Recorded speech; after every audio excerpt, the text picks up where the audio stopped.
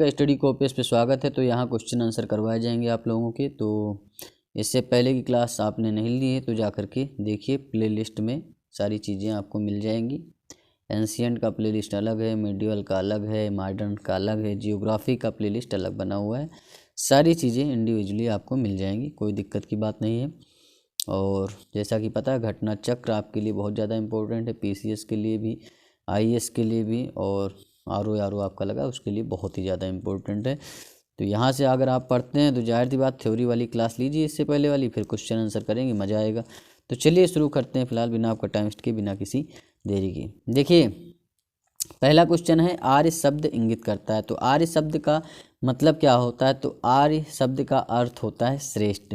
तो यहाँ निर्जात समूह नहीं होगा, यायावरी जन नहीं होगा, भाषा समूह नहीं, श्रेष्ठ वंश होता है। आर्य का मतलब ही होता है श्रेष्ठ। ठीक, तो ये सारी चीज़ें आप यहाँ पढ़ सकते हैं विद डिटेल में, जो चीज़ें आपको पढ़नी है पॉज करके पढ़ सकते हैं।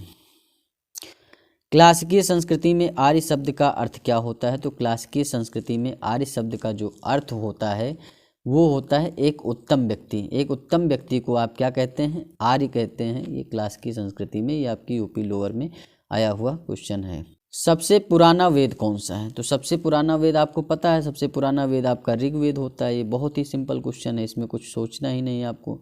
ऋग्वेद, फिर सामवेद, फिर यजुर्वेद, उसके बाद अथर्ववेद। 5वां नंबर क्वेश्चन है, किस वैदिक ग्रंथ में वर्ण शब्द का सर्वप्रथम उल्लेख मिलता है? तो ऋग्वेद में आपका सर्वप्रथम वर्ण शब्द का उल्लेख मिलता है। देखिए यहाँ पर पढ़ सकते हैं कि वर्ण शब्द का सर्वप्रथम उल्लेख ऋग्वेद में मिलता है। ऋग्वेद में वर्ण शब्द रंग के अर्थ में तथा कहीं कहीं व्यवसाय चयन के अर्थ में भी प्रयुक्त हुआ है। आर्यों को गौर वर्ण कहा गया, मतलब ये गोरे थे, और दास लोग जो थे उन्हें कृष्ण वर्ण कहा गया, ये काले थे। इस तरीके से ऋग्वेद के 10वें मंडल के पुरुष सूक्त में सर्वप्रथम शूद्र शब्द का उल्लेख मिलता है। वर्ण व्यवस्था से संबंधित पुरुष सूक्त मूलतः ऋग्वेद में पाया जाता है 10वें मंडल में, वहीं सर्वप्रथम आपको शूद्र शब्द का उल्लेख मिलता है। 7 नंबर क्वेश्चन देखेंगे, अथर्ववेद। अथर्ववेद का संबंध आपका किससे होता है? जादू टोना से होता है, औषधियों से होता है, तो इसमें तो कोई दे नहीं रखा है। ऋग्वेद का संबंध ईश्वर महिमा से, तो बी का तो पहला हो जाएगा, निश्चित है, बी का पहला हो जाएगा। अब यहाँ देखिए बी का पहला एक ही में दे रखा है, तो आप डायरेक्ट ए टिक कर सकते हैं, कोई दिक्कत की बात नहीं है। लेकिन देखिए यजुर्वेद का संबंध किससे होता है? यजुर्वेद का संबंध बलिदान से होता है। ठीक, तो सी का आपका दूसरा हो जाएगा। सामवेद डी का चौथा आपका एकदम सही है, और ए का आपका तीसरा, बी का पहला।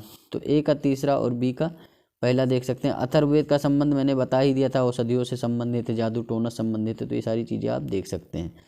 तो ए आपका सही आंसर हो जाएगा। यहाँ आपको मिलान करना है। ठीक, सूची 1 को सूची 2 से यहाँ भी आपको मिलान ही करना है।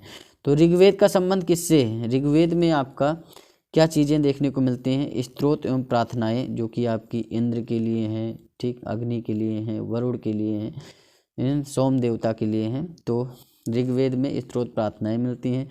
यजुर्वेद जो आपका है वो आपका क्या है? यजुर्वेद में आपको स्तोत्र और कर्मकांड मिलेगा। अथर्ववेद में तंत्र मंत्र वशीकरण मिलेगा। सामवेद संगीत में है।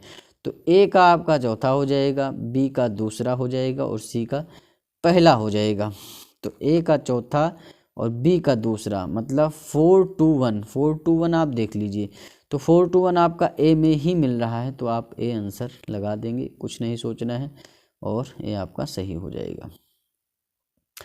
निम्नलिखित 4 वेदों में से किस एक में जादुई माया और वशीकरण का वर्णन किया गया? तो जादुई माया और वशीकरण का जो वर्णन किया गया, औषधियों से संबंधित जो ज्ञान दिया गया, वो आपका अथर्ववेद में दिया गया है। तो इसमें कुछ भी नहीं सोचना, आपको सी लगा देना है, सिंपल सी बात है, सी आपका आंसर हो जाएगा। ऋग्वेद में कितनी ऋचाएँ हैं? तो ऋग्वेद में आपकी 10,552 ऋचाएँ हैं, और यहाँ पर ऐसा कुछ दिया नहीं गया, ये आपके सूक्त दिए गए हैं। 1028 सूक्त हैं, तो ये सही हो जाएगा। लेकिन यहाँ पर 1000 ये ऋचाएँ पूछ रखा है और बताया गया सूक्त के बारे में, ये गलत चीज़ है, तो ये क्वेश्चन डाउटफुल है। तो देख लेते हैं। देखिए इसमें जो है स्टार का निशान दे दिया गया है। भाई ऋचाओं की संख्या जो है आपकी 10,552 है ऋग्वेद में, और सूक्त आपके 1028 है। अगर इस क्वेश्चन में सूक्त यहाँ दिया होता तो आपका ये सही हो जाता। ये सारी चीज़ें हैं।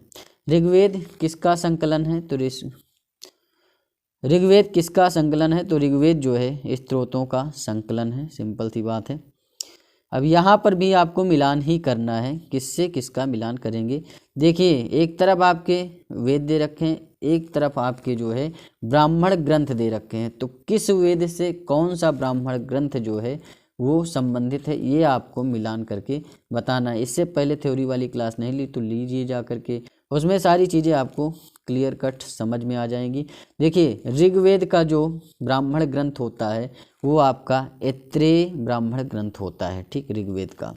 सामवेद का जो ब्राह्मण ग्रंथ होता है वो पंचविश ब्राह्मण ग्रंथ होता है। वहीं अथर्ववेद का जो ब्राह्मण ग्रंथ होता है वो गोपथ ब्राह्मण ग्रंथ होता है। यजुर्वेद का शतपथ ब्राह्मण ग्रंथ होता है। ये क्वेश्चन आते हैं, बहुत क्वेश्चन आते हैं भैया यहाँ से, ठीक। इसी में आदमी फंसता है और फिर गलत करके आता है, कहता है यार ये क्वेश्चन तो मैंने पढ़ा ही नहीं था। तो देखिए, ऋग्वेद का ऐत्रेय ब्राह्मण ग्रंथ है, सामवेद का आपका पंचविश ब्राह्मण ग्रंथ होता है, अथर्ववेद का गोपथ होता है, यजुर्वेद का शतपथ ब्राह्मण ग्रंथ होता है। तो ए का आपका क्या हो गया? ए का तीसरा, बी का चौथा, ठीक, और सी का पहला। तो तीसरा चौथा पहला आप देख लीजिए, बस तीसरा चौथा पहला सी में है, सी आपका सही आंसर हो जाएगा। RAS में आया है, राजस्थान PCS में आया है, यहाँ भी देख सकते हैं।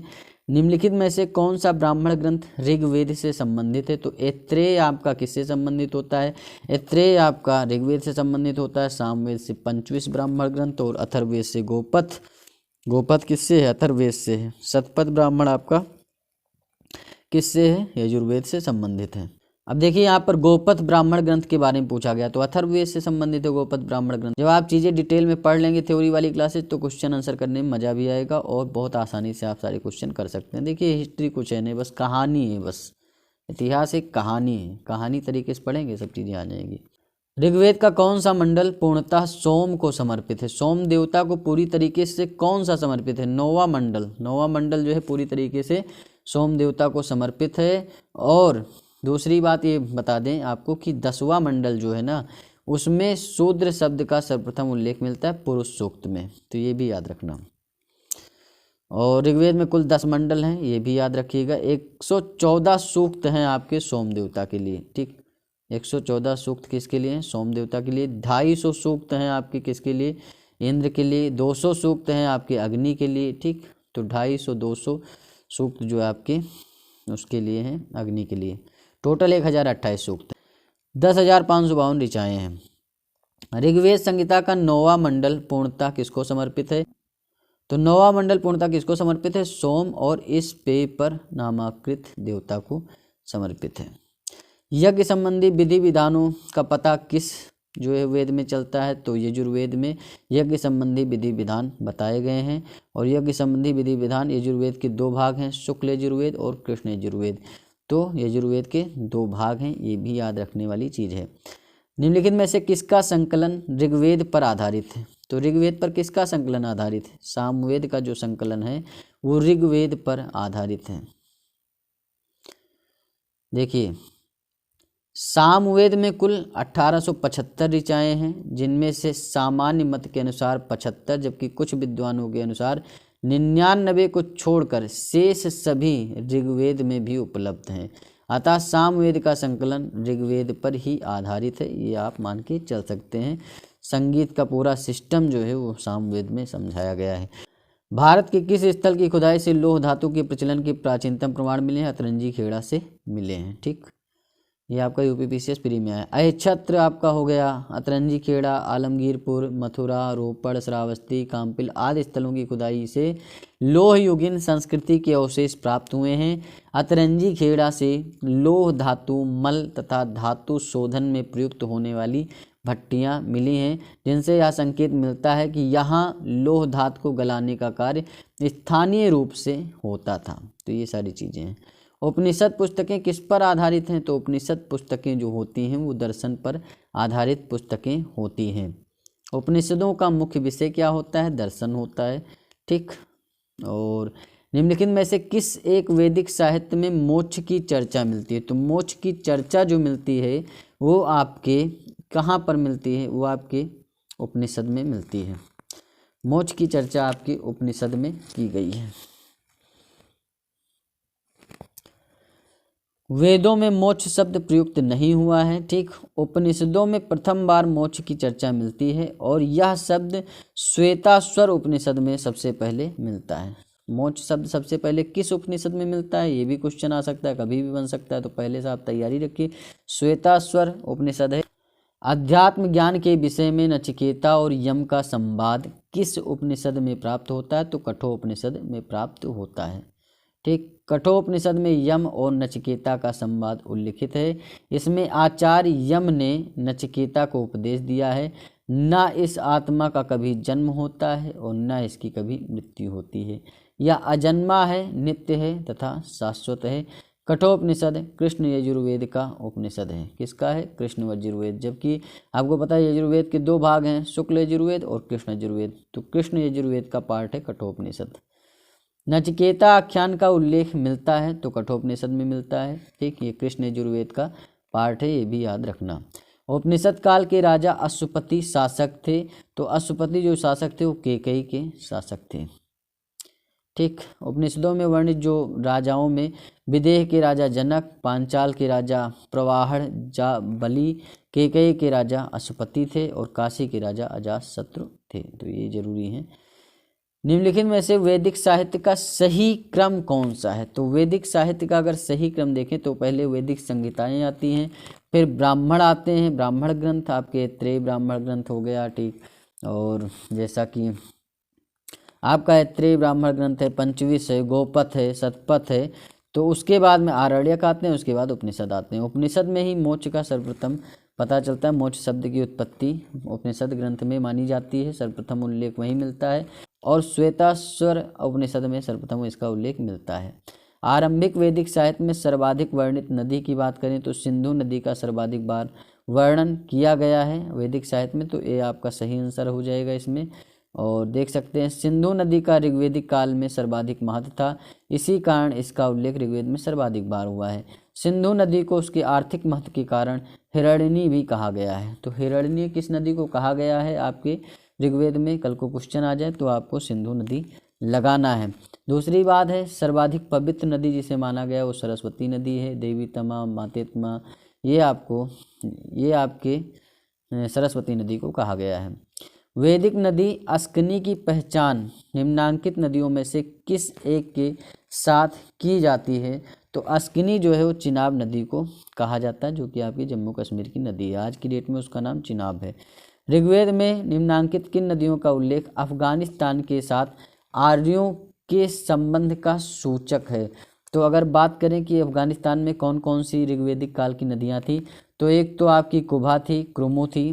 ठीक, कुभा क्रुमु तो थी ही, उसके साथ में गोमती जो कि अब गोमल हो गई है, और आपकी सुवास्तु जो कि अब स्वात हो गई है। तो कुभा, क्रुमु, गोमती और सुवास्तु, ये आपकी चार नदियां उल्लेखित हैं अफगानिस्तान से संबंधित। सी आपका आंसर हो जाएगा। वैदिक नदी कुभा का स्थान कहाँ निर्धारित किया गया है, तो अफगानिस्तान में। कुभा को अब काबुल कहा जाता है।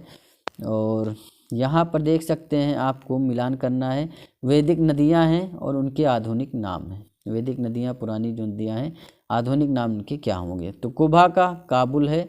परशुनी नदी जो है उसका आधुनिक नाम राबी नदी हो गया है। सदानीरा का जो आधुनिक नाम है वो गंडक हो गया है, और सुतुद्री का आधुनिक नाम सतलज हो गया है। तो देख सकते हैं ए का दूसरा हो जाएगा, बी का तीसरा, ए का दूसरा, बी का तीसरा और सी का पहला। ए का दूसरा, बी का तीसरा एक ही में दे रखा है, तो आगे सी डी आपको कुछ करना ही नहीं, आप बी लगा दो आंसर बस। निम्नलिखित में से कौन सी प्रथा चतुष्टय वेदोत्तर काल में प्रचलित हुई थी, कौन सी प्रथा थी जो चतुष्टय वेदोत्तर काल में प्रचलित हुई थी, तो देखिए धर्म, अर्थ, काम, मोक्ष तो प्रचलित ही था, और ब्रह्मचर्य, गृहस्थाश्रम, वानप्रस्थ और सन्यासी ये भी प्रचलित था। दोनों चीज़ें ए और सी दोनों हैं, लेकिन यहाँ पर जो है IAS के प्री में आया है। देखिए चारों पुरुषार्थ, ये पुरुषार्थ हैं। पुरुषार्थ कौन कौन से हैं, धर्म आपका पुरुषार्थ है, अर्थ, काम, मोक्ष ये पुरुषार्थ हैं की अवधारणा वैदिक काल में नहीं थी, और मोक्ष की अवधारणा पहली बार उपनिषद से आई है। इसी प्रकार आश्रम व्यवस्था, ब्रह्मचर्य, गृहस्थ, वानप्रस्थ, संन्यास का प्रचलन वेदोत्तर काल में हुआ।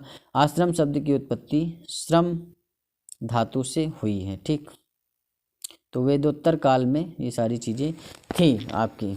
देखिए 33 नंबर क्वेश्चन है, धर्म तथा रीत भारत की प्राचीन वैदिक सभ्यता के एक केंद्रीय विचार को चित्रित करते हैं। इस संदर्भ में निम्नलिखित कथनों पर विचार करिए। धर्म व्यक्ति के दायित्वों एवं स्वयं तथा दूसरों के प्रति व्यक्तिगत कर्तव्यों की संकल्पना था, सही बात है। रीत मूलभूत नैतिक विधान था जो सृष्टि और उसमें अंतर्निहित सारे तत्वों के क्रियाकलापों को संचालित करता था, तो दूसरा भी सही है। तो 1 और 2 दोनों सही हो जाएंगे। आपका सी आपका आंसर हो जाएगा। आईएएस में पूछा गया आपका ये क्वेश्चन है। भारतीय संस्कृति के अंतर्गत रीत का अर्थ है, तो रीत का अर्थ क्या होता है? रीत का अर्थ होता है प्राकृतिक नियम। तो रीत का अर्थ आपका प्राकृतिक नियम होता है, ये आपका सही आंसर हो जाएगा। ऋग्वेद में हमें धर्म के अतिरिक्त दूसरा शब्द जो मिलता है वो रीत मिलता है। सभी देवताओं का संबंध रीत विश्व की नैतिक एवं भौतिक व्यवस्था से माना गया है। ऋग्वेद में इसका वर्णन है। सृष्टि के आदि में सर्वप्रथम रीत की उत्पत्ति हुई, मतलब सृष्टि की शुरुआत में ही रीत की उत्पत्ति होती है। रीत के द्वारा विश्व में सुव्यवस्था तथा प्रतिष्ठा स्थापित होती है, यह विश्व की व्यवस्था का नियामक है। निम्नलिखित वैदिक देवताओं में किसे उनका पुरोहित माना जाता है? तो बृहस्पति जो देवता थे, ठीक, वो सभी देवताओं के जितने भी वैदिक देवता थे उनके पुरोहित माने जाते हैं, तो बी आपका सही आंसर हो जाएगा। निम्नलिखित में से कौन सी वह ब्रह्मवादिनी थी जिसने कुछ वेद मंत्रों की रचना की थी? तो लोपामुद्रा जो थी वो ऋषि अगस्त्य की पत्नी थी और उन्होंने ही कुछ वेद मंत्रों की रचना भी की थी, तो ये आपका सही आंसर हो जाएगा।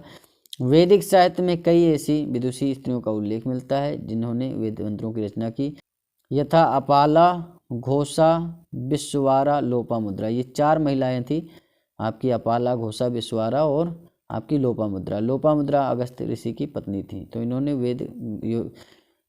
वेदों में जो है मंत्रों की रचना की है।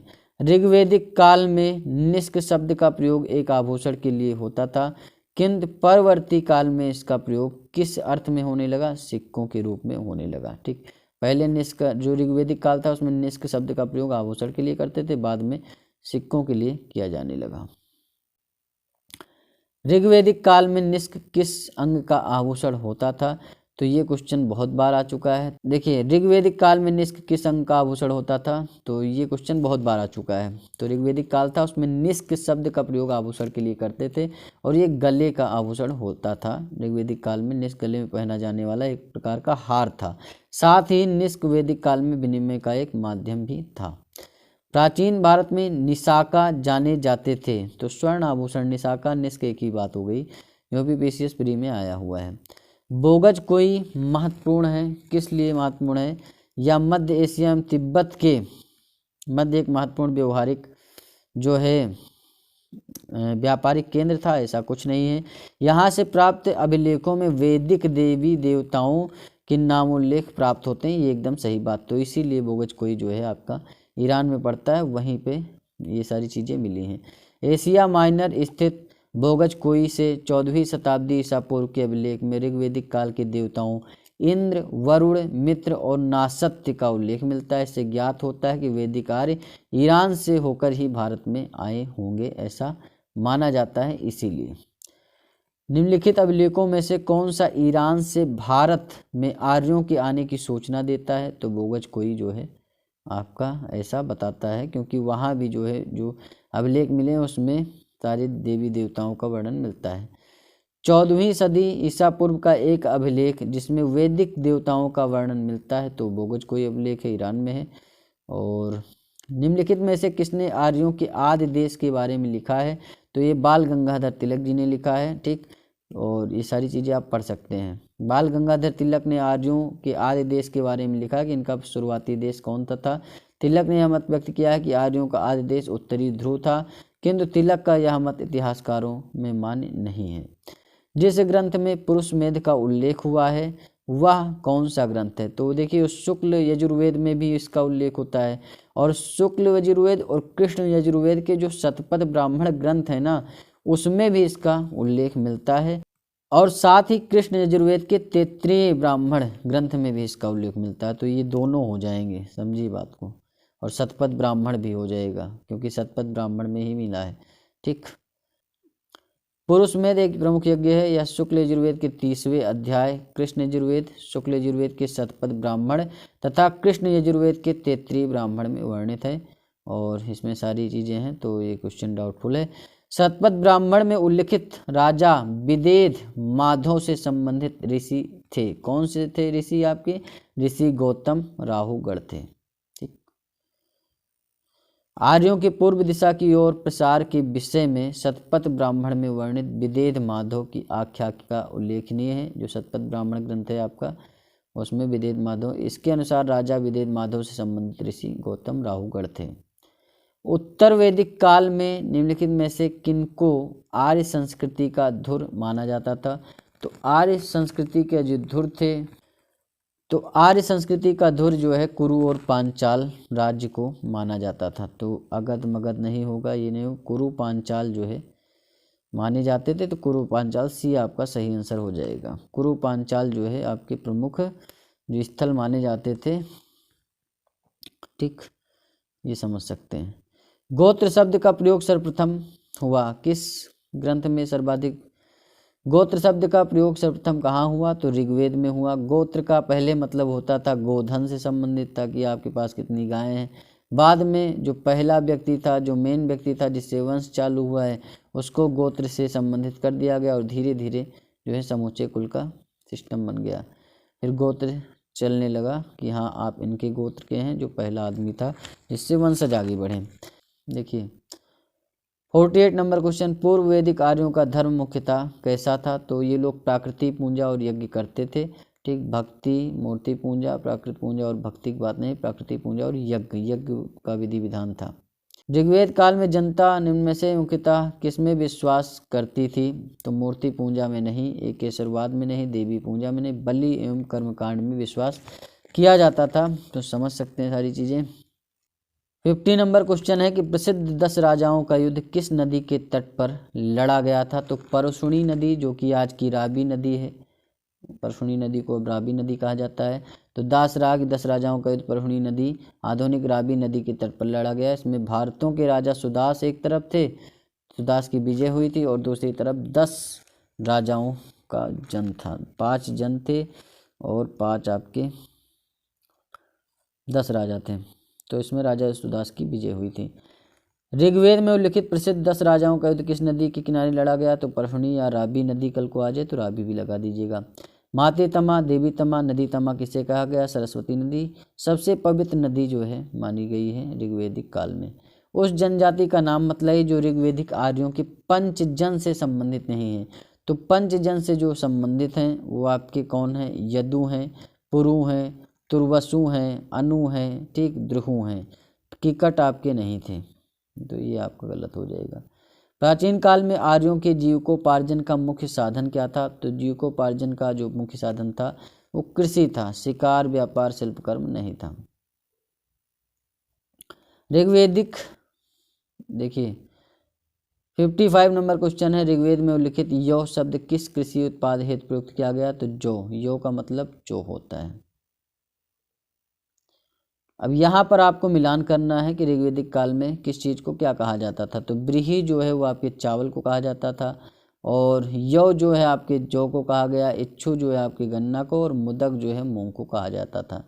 तो आप देख सकते हैं ए का दूसरा हो जाएगा और बी का तीसरा हो जाएगा। तो ए का दूसरा, बी का तीसरा आपका डी में दे रखा है, तो आपका ऐसे ही सही होगा। आगे आपको सोचना ही नहीं। फिलहाल इच्छु को गन्ना कहा जाता था। ऋग्वेदिक पड़ी किस वर्ग के नागरिक थे? तो पड़ी का मतलब होता था व्यापारी। ठीक, ऋग्वेद में पड़ी का मतलब व्यापारी होता था। वैदिक युग में प्रचलित लोकप्रिय शासन प्रणाली थी वंश परंपरागत राजतंत्र था आपका। वैदिक युग में वंश के हिसाब से सारी चीज़ें चलने लगी थी। ऋग्वेदिक काल में ऐसा नहीं होता था।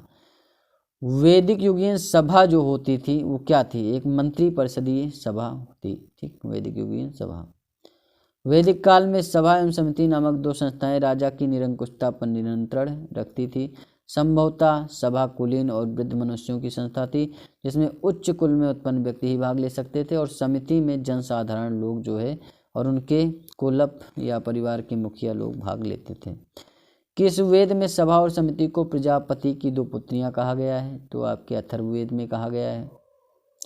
ऋग्वेदिक जनसभा को जो न्यायिक कार्यों से संबंधित थी क्या कहा जाता था? आपका सभा कहा जाता था। आयुर्वेद अर्थात जीवन का विज्ञान का उल्लेख सर्वप्रथम मिलता है तो अथर्ववेद में मिलता है। आयुर्वेद जो है वो अथर्ववेद का उपवेद है, ये बात समझ सकते हैं आप। अथर्ववेद में सामान्य मनुष्यों के विचारों तथा अंधविश्वासों का विवरण मिलता है। इसमें विविध विषयों यथा रोग निवारण, समन्वय, राजभक्ति, विवाह तथा प्रणय गीतों का भी वर्णन मिलता है। ऋग्वेदिक धर्म था तो ऋग्वेदिक जो धर्म था वो बहुदेववादी था। उसमें आपको देखते हैं इंद्र भी हैं, वरुण भी हैं और आपके सोम देवता भी हैं, अग्नि देवता भी हैं, तो बहुदेववादी आपका है ऋग्वेदिक धर्म।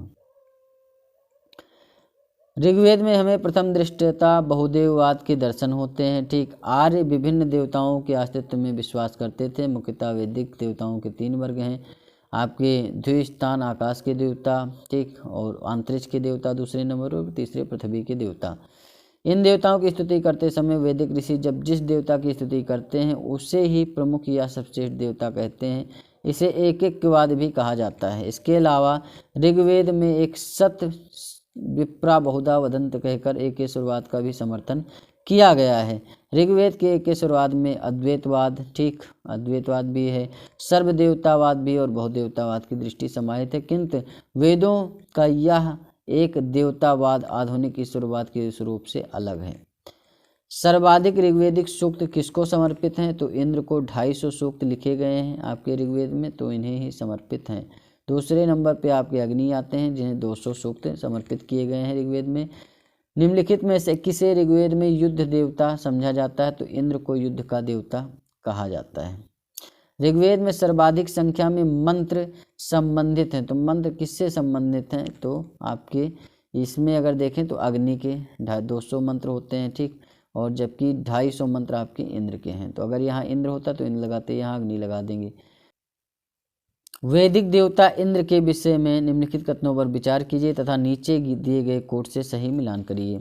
देखिए, जो इंद्र हैं वो झंझावत के देवता थे, एकदम सही बात है। पापियों को दंड देते थे, ऐसा कुछ नहीं करते थे। नैतिक व्यवस्था के संरक्षक तो वरुण देवता को माना गया, तो ये आपका गलत हो जाएगा। वर्षा के देवता थे, ये भी सही, तो 1 और 4 आपका सही हो जाएगा। चलिए देखते हैं, आपका डी आपका सही आंसर हो जाएगा। यहाँ पर सारी चीज़ें आप देख सकते हैं। और निम्नलिखित में से पूर्व वैदिक आर्यों का सर्वाधिक लोकप्रिय देवता जो था वो आपका इंद्र थे। इंद्र जो है सर्वाधिक लोकप्रिय देवता थे। वर्षा के देवता, झंझावत के देवता, सारी चीजें थे। वैदिक देवमंडल में निम्न में से कौन देवता युद्ध का देवता माना जाता है? ठीक, तो इंद्र देवता जो हैं वो आपके वैदिक देवता माने जाते हैं। जो 800 से 600 ईसा पूर्व का काल है वो आपका ब्राह्मण युग नाम से जाना जाता है। गायत्री मंत्र किस पुस्तक से प्राप्त होता है? तो गायत्री मंत्र आपका कहाँ से प्राप्त होता है? ऋग्वेद से। और इसके रचयिता कौन है? इसके रचयिता आपके विश्वामित्र हैं। ठीक, यह सविता सूर्य देवता को समर्पित मंत्र होता है। ओम भूर्भुवः स्वः तत्सवितुर्वरेण्यं देवस्य धीमहि प्रचोदयात्, आपने सुना भी है, पढ़ते भी होंगे। तो गायत्री मंत्र के नाम से प्रसिद्ध मंत्र सर्वप्रथम किस ग्रंथ में मिलता है? तो किस ग्रंथ में मिलता है? ऋग्वेद में मिलता है। ठीक, गायत्री मंत्र की रचना किसने की है? तो विश्वामित्र ने इसकी रचना की है। भी आपका हो जाएगा। सर्ग, प्रतिसर्ग, वंश, मनवंतर और वंशानुचरित किसके संकेतक हैं? तो ये आपके पुराणों के संकेतक हैं। ठीक, पुराणों के संकेतक हैं।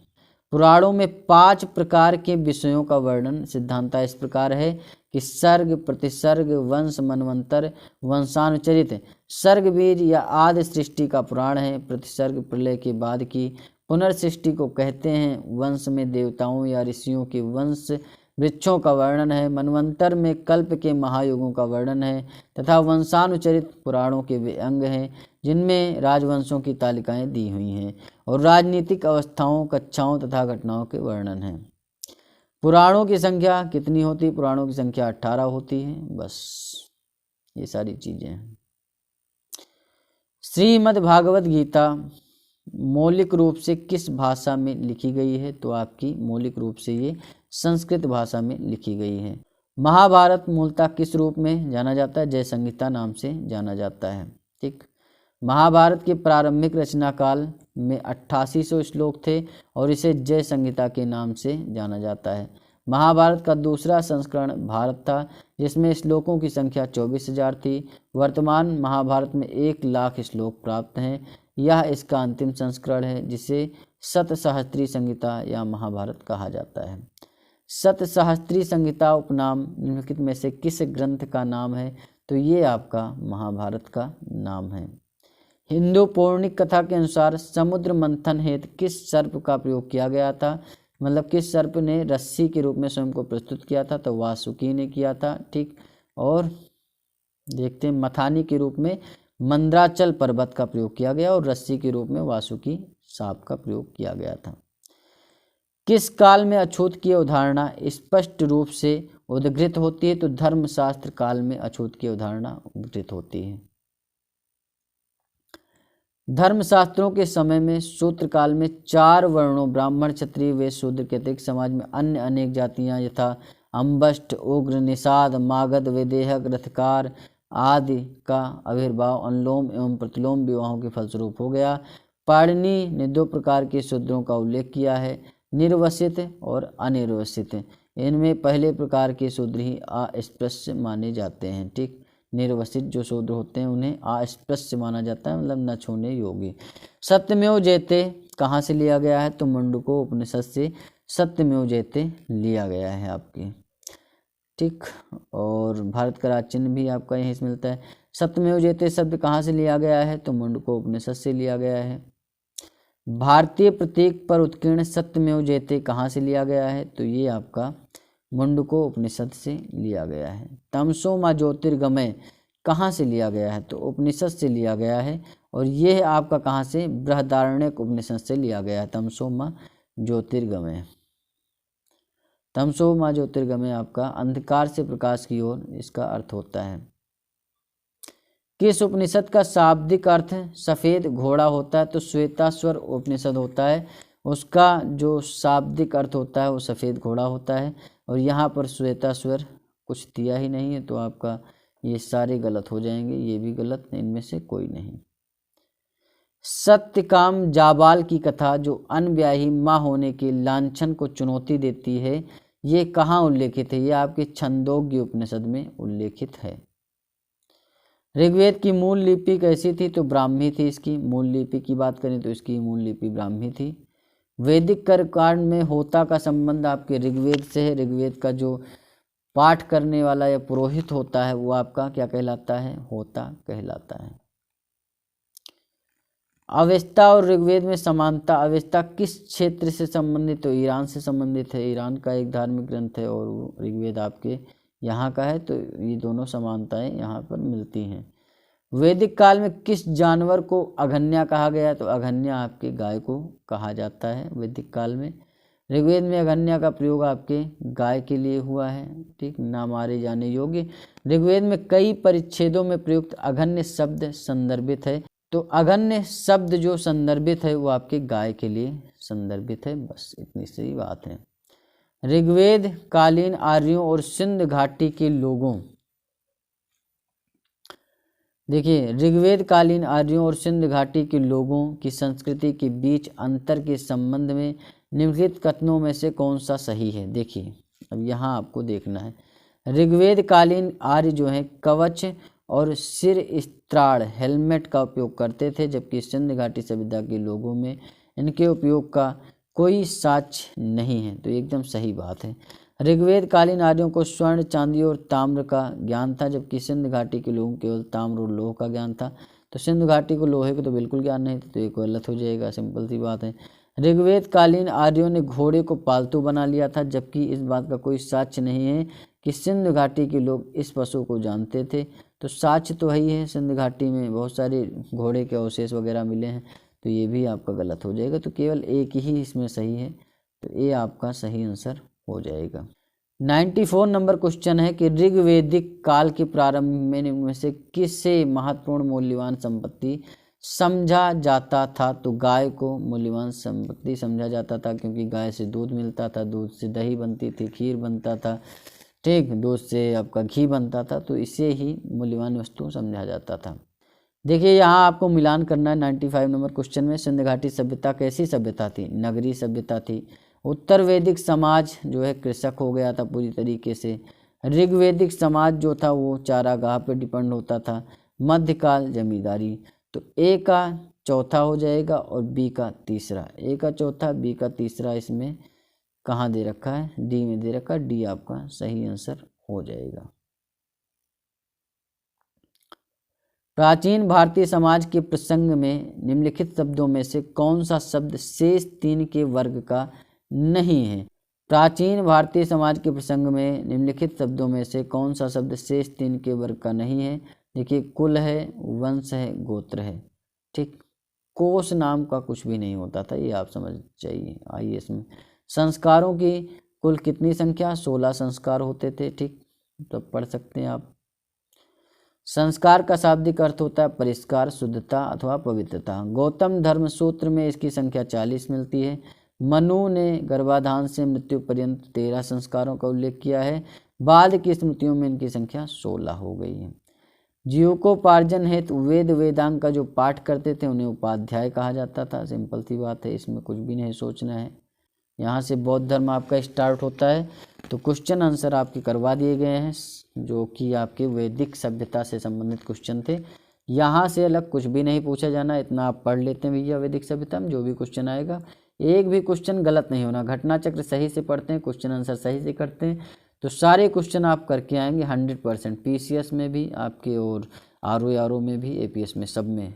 वनडे एग्जाम के लिए बहुत ज़्यादा इंपॉर्टेंट है क्योंकि एसएससी का पैटर्न आप लोग देख रहे हैं तो डीपली पढ़ना पड़ेगा एसएससी के लिए भी। तो चैनल को सब्सक्राइब करिए, लाइक करिए, कमेंट करिए। मिलते हैं नेक्स्ट वीडियो में। धन्यवाद, थैंक यू, शुक्रिया।